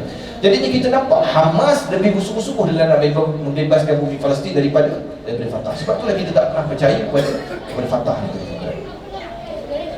Dan ni antara bantuan-bantuan yang kita telah sampaikan, tuan, di ketiga peperangan ni. Pertamanya adalah bantuan daripada Ops Ihsan. Ops Ihsan ni banyaklah termasuk daripada badan-badan kerajaan, dan kita kerjasama dengan kerajaan. Terpaksa kerjasama dengan kerajaan. Kenapa? Kerana kita minta kerajaan Malaysia untuk berbincang dengan kerajaan Mesir, G2G, supaya kita dapat bantuan daripada kita dapat buka border Mesir. Disebabkan kita berunding dengan kerajaan ni, buka border dan bantuan kita boleh masuk. Sebab tu kita babit dengan kerajaan dalam bantuan kali ini, dan Alhamdulillah bantuan awal kita telah sampai, tuan. Jadi daripada gambar staff kita yang ada dekat Gaza, tuan, dah sampai dekat dalam Gaza. Kita collect lebih kurang, setakat awal ni kita dah collect 60 tan ubat-ubatan dan makanan kering yang kita letak due date dia mesti hujung tahun depan. Sebab apa? Sebab kita nak benda tu boleh bertahan. Takut kalau dia tersangkut apa semua, dia masih boleh bertahan lagi. Kita tak nak bila dia dah masuk, dia dah rosak. Sebab ada berita-berita yang kita dapat bantuan-bantuan daripada UN, budak-budak ni buka tengok biskut tu dah expired dah sebenarnya. Jadi kita tak nak benda tu berlaku. Kita telah collect 60 tan. 16 tan pertama dah masuk dalam Gaza ni, 16 tan pertama. 20 tan yang seterusnya telah sampai dekat Mesir, tinggal tunggu queue nak masuk. Dan kita akan teruskan, tuan. Kenapa? Kerana bantuan ni takkan pernah cukup. Jadi kita teruskan collect dan kita akan terus hantar sampailah perang ni selesai. Dan lebih perang ni selesai pun kita kena banyak bantuan lagi. Sebab apa? Sebab fasiliti dah musnah, kedai-kedai banyak yang dah hancur, kilang-kilang banyak dah hancur. Jadi mereka mengharapkan bantuan daripada kita untuk meneruskan kehidupan mereka ni. Saya tak sebut lagi, panjang, tuan. Ini cerita pasal macam mana Ops Ihsan ni. Kita akan macam mana kita akan terus membantu. Kita ada plan kita. Dan kami sendiri Muslim Volunteer Malaysia, kita telah ada dekat Gaza sejak 2021, wakil kita di sana. Dan kita telah memberi bantuan selepas daripada peperangan Saif al-Quds. Jika berapa lama lah, kita tak tahulah sama ada budak-budak ni masih hidup lagi ataupun tidak ada sana, kan. Di bantuan-bantuan kita telah gerakkan sebelum daripada ni. Dan juga antaranya adalah ambulans yang kita sumbang daripada gabungan My Aqsa Defenders. My Aqsa Defenders ni adalah gabungan daripada NGO anak muda macam NGO yang kami gerakkan ni. Ada 19 NGO dekat bawah tu, kita kumpul bersama. Dana-dana yang kita bagi ni kita kumpul, collect bersama supaya dana tu dapat bantuan yang lebih solid dan lebih teratur. Kalau semua orang gerak sini, orang ni bantu ni, orang ni bantu ni, takut dia jadi redundant dan dia tidak teratur. Bila kita collect, dia dapat dana yang lebih besar dan kita dapat aturkan bantuan tu dengan lebih spesifik dan juga lebih strategik. Antara yang kita pernah bantu sebelum ni, kita bagi ambulans, tuan. Ini di Great March kita. Dan saya jumpa video ni, gambar ni dekat saya snapshot daripada satu video. Gambar kereta dekat depan hospital, orang tengah hantar orang yang cedera akibat serangan, ada gambar ambulans yang kita sumbangkan tu. Maknanya sumbangan daripada tuan-tuan, Alhamdulillah telah dimanfaatkan kat sana. Dan banyak bagi bantuan dalam keadaan kritikal peperangan sekarang. Dan yang ni kita bagi truck bomba. Gaza dia tak ada truck bomba. Sebab satu sekatan lah, dan kedua kos dia mahal. Truck bomba ni, siapa yang kerja bomba, tuan-tuan pun tahu kan, truck bomba satu ni harga 4-5 juta sebiji kan, bukan murah truck bomba ni. Jadi truck bomba ni, orang Gaza dia pandai. Tak boleh beli, tak boleh import, tak apa, kita buat sendiri. Jadi kita taja buat sendiri truck bomba ni tuan-tuan, kos dia dalam 1.1 juta je untuk buat truck bomba ni. Jauh lebih jimat lagi. Dan masih setakat yang kami dengar sekarang ni, truck bomba ni masih digunakan lagi dekat sana. Masih lagi digunakan untuk membantu dekat sana. Macam roket lah tuan. Mereka tak buat roket, mereka buat roket sendiri. Senjata sniper, kita tengok sniper punya senjata rifle tu buat sendiri dalam Gaza je, semua buat sendiri. Tapi yang buat sendiri tu boleh kalahkan senjata yang canggih-canggih. Ini bantuan daripada Allah Ta'ala ni hebat. Kemudian akhirnya apa yang perlu kita buat? Kita sembang banyak-banyak, kita demo sini daripada tadi. Apa yang kita perlu buat? Ini kita kena faham. Pertama, kita kena teruskan share dekat sosial media. Yang tuan-tuan bagi bergerak tadi tu, tuan-tuan ambil gambar, tuan-tuan share dekat Facebook, dekat Instagram, dekat apa, supaya dunia tahu sokongan dia. Walaupun kita nampak apalah kita sangat sini tuan-tuan, Allah Ta'ala tak tanya kita berjaya buat atau tak, besar atau tak sumbangan kita, tapi Allah tak tanya apa kita buat. Dan burung pipit yang duk padamkan api yang bakar Nabi Ibrahim tu, ambil air daripada paru dia kecil gitu tuan. Kalau dikira paru ni takkan memadamkan api pun, baik tak payah aku buat kerja sia-sia. Tak, burung pipit tu tak, ambil air kecil padamkan. Kenapa? Kerana dia tahu nanti kalau Allah Ta'ala tanya, at least aku ada cakap, aku ada usaha. Kalau Allah Ta'ala tanya tuan-tuan, at least kita ada sedikit usaha yang kita telah buat. Share tuan-tuan, teruskan share. Supaya apa? Supaya orang tak lupa yang Palestin ni masih lagi dijajah dan masih hari-hari lagi orang kena bunuh kat sana. Tuan-tuan, keep on sharing ada ni. Takut apa? Takut dia jadi fatigue. Fatigue ni apa? Takut 2-3 bulan nanti tuan-tuan dah boring. Share pasal Palestin, hari-hari boring kan. Terpaling Palestin lah kita ni kan. Jadi tengok tiba-tiba ada pula artis kahwin lain, ustaz kahwin lain. Cerita dia lagi sensasi. Tuan kita kena teruskan tuan. Kerana yang mati walaupun kita sebut 12,500 orang dan mungkin lebih daripada itu, tetapi tuan-tuan kena ingat yang hidup tu ada 1 juta lebih lagi. Yang 1 juta tu masih dalam keadaan bekalan makanan terhad, ubat-ubatan terhad, hospital mustahil. Mereka mengharapkan bantuan daripada kita. Sekarang apatah lagi lepas habis perang nanti, kita tetap kena bantu mereka untuk membangunkan semula negara Palestin ni. Kerana apa? Kerana selagi Masjid Al-Aqsa tak bebas, selagi itu tanggungjawab tu atas kita. Jadi at least kita tak mampu nak berjihad kat sana, kita ada sedikit sumbangan kita untuk pejuang-pejuang dekat sana membebaskan bumi Gaza. Kerana Nabi SAW sebut, siapa yang menginfakkan harta untuk orang yang berjuang di dalam Allah SWT, faqad Gaza. Dia sama je pahala macam orang yang berjuang di dalam Allah SWT. Jadi saya ucap terima kasih lah pada tuan-tuan yang menyumbang kepada tabung yang digerakkan oleh Jawatan Kuasa Surau ni tadi. InsyaAllah sumbangan daripada tuan-tuan ni kami akan laksanakan ataupun sampaikan dengan sebaiknya, gunakan sebaiknya untuk membebaskan bumi Palestin insyaAllah. Dan yang terakhir, tuan-tuan gunalah kemahiran yang tuan-tuan ada. Tuan-tuan pandai menulis, tuan-tuan tulislah pasal Palestin. Tuan-tuan pandai buat kartun. Ada kawan saya dia pandai buat animasi, dia buat animasi pasal Palestin supaya budak-budak faham isu Palestin. Tuan-tuan pandai hack komputer, tuan-tuan memang kerja IT dekat pejabat, tuan-tuan hacklah sistem Israel, tuan-tuan buat lagu, tuan-tuan buat. Tuan-tuan pandai buat lagu, tuan-tuan pandai basketball, tuan-tuan menyanyi lagu Palestin. Buatlah apa saja sekalipun, tuan-tuan tunjukkan solidariti yang tuan-tuan sokong Palestin. Tuan-tuan ada kereta, tuan-tuan tarik lah stiker ke, tuan-tuan gantunglah bendera ke kan. Saya pergi Kuala Tahan, bot pun orang tanpa letak bendera Palestin kan. Walaupun tak ada Israel dekat Kuala Tahan, tapi dia gantung kat situ. Tak apa tuan-tuan, tuan-tuan tunjukkan solidariti. Tapi Allah Ta'ala ni maha hebat lah.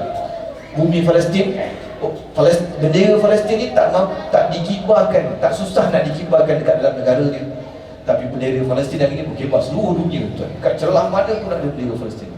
Ini Allah Ta'ala bagi kemuliaan kepada bumi Palestin. Jadi gunakanlah apa yang tuan-tuan ada. Apa sahaja tuan-tuan boleh contribute kepada perjuangan Palestin, tuan-tuan guna. Ada orang kata buat solidariti, turunlah buat solidariti tu. Orang suruh buatlah apa-apa. Pada sosial media tuan share lah. Buat apa-apa sekalipun supaya orang tahu kita bersama dengan saudara-saudara kita yang ada dekat bumi Palestin. Dan yang terakhir minggu lepas, Abu Ubaidah, dia satu figure yang hebat tuan. Sebab tu Abu Ubaidah ni tutup muka dia sebab dia duduk dalam Gaza. Dia menggerakkan ketenteraan Qassam daripada dalam Gaza. Dia terpaksa tutup muka dia untuk dirahsiakan identiti dia. Walaupun sebenarnya dia cuba dibunuh oleh Israel 8 kali dah sebenarnya.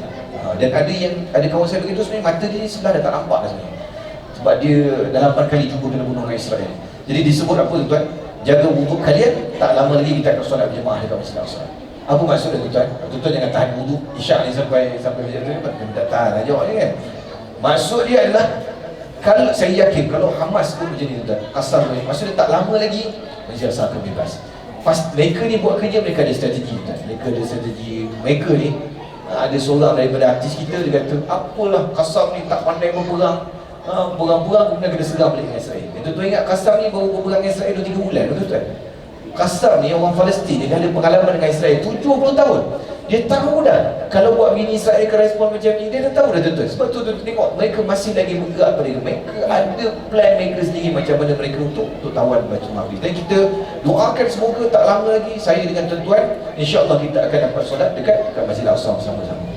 Sebab apa? Sebab saya pun tak ada jejak pergi Masjid Al-Aqsa. Saya memang tak boleh masuk lah tu. Kita nak masuk Masjid Al-Aqsa, kita akan lalu Israel punya checkpoint. Dia akan check background kita. Muka macam saya confirm tak dapat masuk.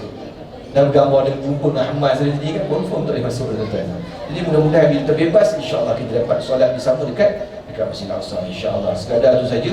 Mudah-mudahan pencerahan yang kita bagi pada malam ini dapat memahamkan kita tentang apa sebenarnya yang berlaku di Palestin, dan kita teruskan sokongan kita kepada saudara-saudara kita di sana sampailah bumi Palestin tadi terbebas. Dan mudah-mudahan Allah Subhanahu Wa Taala menilai usaha kita sebagai salah satu usaha yang kita mampu buat, dan kita akan terlepas daripada soalan Allah Subhanahu Wa Taala dekat akhirat nanti. Sekadar itu saja. Aku qauli hadza wa astaghfirullahal azim wa lakum. Wassalamualaikum warahmatullahi wabarakatuh.